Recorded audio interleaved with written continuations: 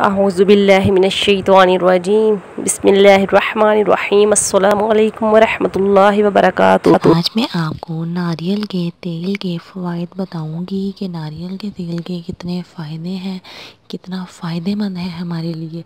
जैसा कि आप जानते हैं कि नारियल के तेल को खानों में भी इस्तेमाल किया जाता है और भी इसके रोज़मर्रा में ज़िंदगी में बहुत से इस्तेमाल हैं।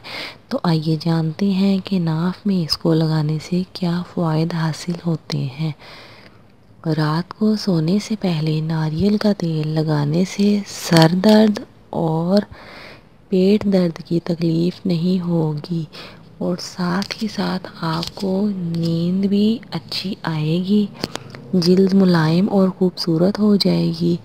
इसके बाकायदा इस्तेमाल से आपको हड्डियों के जोड़ों में होने वाले दर्द से भी छुटकारा मिलेगा और साथ ही साथ ज़हनी तनाव भी आपका ख़त्म हो जाएगा। रात को नाक पर तेल लगाने से कभी भी आपको कमर दर्द और बालों के झड़ने की प्रॉब्लम नहीं होगी। ये भी एक अच्छा इलाज है बालों के झड़ने की प्रॉब्लम को रोकने के लिए। तो नाज़रीन, मेरी वीडियो को दूसरों के साथ ज़्यादा से ज़्यादा शेयर कर दें और मेरे चैनल को सब्सक्राइब कर दें। अपना बहुत सा ख्याल रखिएगा। ओके नाज़रीन, अल्लाह हाफिज़।